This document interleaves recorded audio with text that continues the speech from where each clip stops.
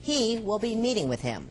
You've probably never heard of him, but he's a member of the Papal House. It's a story you'll only see here on Channel 11 tonight.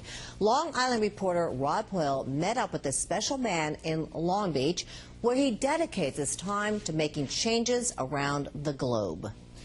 Out for a walk with his wife, Gary Krupp looks like an ordinary guy. He lives in a modest home in a middle-class neighborhood. But what he does is extraordinary. He is perhaps one of the most influential lay people in the world when it comes to spreading religious tolerance. This is Knight of St. Gregory. This is Knights Commander of St. Gregory. This is Knights Commander with a Silver Star. In his papal uniform, Krupp will be meeting with Pope Benedict next week in Washington. So when my wife and I first met John Paul II, first time was in 1989, we were a little nervous then. After that, when you meet them, they're so humble and regular.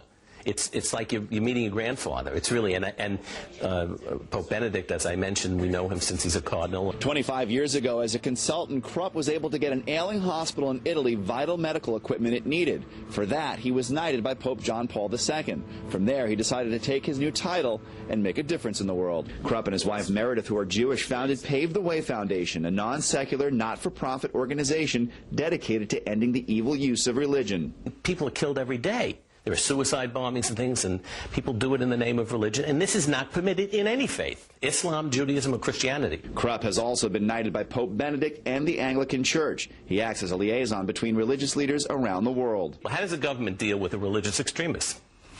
You can only deal with it with religious rhetoric. You have to speak to them in the same terms in which they're justifying their acts. And that's what we do, that's the area that we work in. Krupp encourages religious leaders to bridge gaps in tolerance by enhancing relations through cultural, technological, and intellectual gestures. It's something he says Pope Benedict firmly believes in and supports. In Long Beach, Rob Hoyle for the CW11 News at 10.